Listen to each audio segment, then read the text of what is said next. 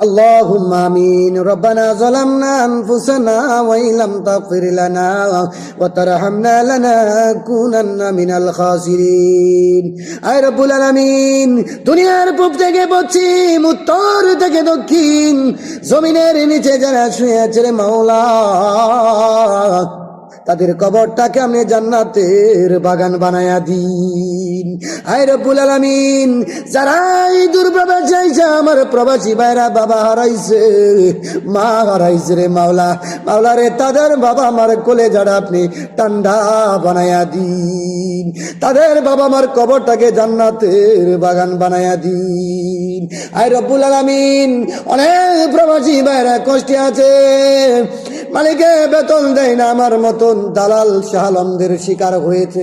মাওলা রে কি দিয়া বুঝাইলে দালাল গুলা বুঝবো?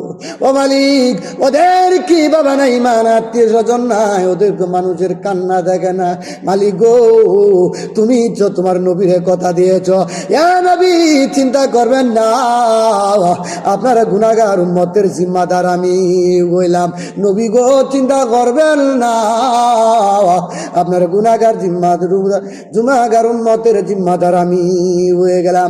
এ মালিক তোমার রহমতের দরজায় যদি কোনো বান্দা গিয়ে দাঁড়াই গো মালিক, আমি পাপী বান্দার মুখে বলে যাই মালিক গো তোমার রহমতের দরজা থেকে কাউরে ফিরাইয়া দিও না গো মালিক। সুবহান রাব্বিকা রাব্বিল ইজ্জাতি